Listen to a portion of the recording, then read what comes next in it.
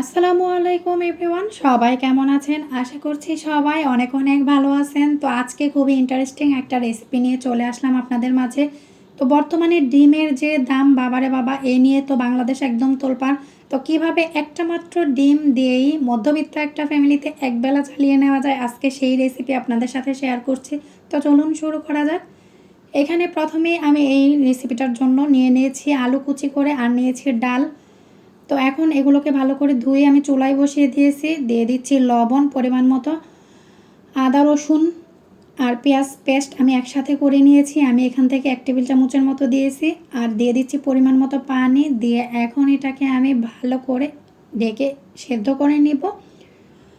তো এখন কিন্তু আমার এই যে ডাল আলুটা ছিল সেটা প্রায় সেদ্ধ হয়ে গিয়েছে। ডালটা প্রায় 80% মতো সেদ্ধ হয়ে গেছে, আলু তো সেদ্ধ হয়ে গিয়েছে। এ পর্যায়ে আমি একটা টমেটো স্লাইস করে নিয়েছি আর সেই টমেটোটাকে দিয়ে দিচ্ছি। আর এখন এই টমেটোটাকে একটু নেড়ে মিশিয়ে আমি এটাকে ঢেকে আবারও 5 মিনিটের মতো সেদ্ধ করে নিব, যাতে করে টমেটোটা ভালো করে সেদ্ধ হয়ে যায়। তো এ পর্যায়ে আমি পাশের চুলায় একটা প্যান বসিয়ে দিয়েছি আর প্যানে পর্যাপ্ত তেল দিয়ে একটা ডিমে আমি সামান্য লবণ মিশিয়ে ফেটিয়ে নিয়েছি আর এখন এভাবে দিয়ে দিচ্ছি। তো এই ডিমটাকে আমি স্ক্রাম্বল করে নিচ্ছি, ঠিক আমরা নুডলস রান্না করলে যেভাবে স্ক্রাম্বল করে নিতে হয় সেভাবে আমি স্ক্রাম্বল করে নিচ্ছি। তো এই ডিমটাকে আমি ভালো করে স্ক্রাম্বল করে নেওয়ার পরে আমি এই যে ডাল আর আলুটা সেদ্ধ করে নিয়েছি সেখানে অ্যাড করে দিব।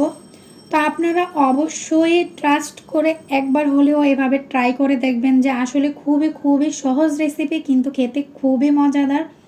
আই হোপ আপনাদের অনেক অনেক ভালো লাগবে। তো আমি দিয়ে দিলাম। তো এখন সেম প্যানে আবারও পর্যাপ্ত তেল দিয়ে দিচ্ছি, দিয়ে আমি এখানে তেজপাতা দিয়ে দিচ্ছি। আপনাদের যদি এ পর্যায়ে কারোর কোনো ফোড়ন দিতে ভালো লাগে তাহলে আপনারা 5 ফোড়ন অথবা আস্ত জিরে দিয়েও ফোড়ন দিতে পারেন তেলে। তো এখানে আমি প্রথমে রসুন কুচি আর পরে পেঁয়াজ কুচি দিয়ে একটু ভেজে নিয়েছি। আর যখন ভাজা হয়ে গিয়েছে দিয়ে দিচ্ছি হলুদ গুঁড়ো, মরিচ গুঁড়ো, অ্যাড করব জিরার গুঁড়ো আর ধনিয়ার গুঁড়ো।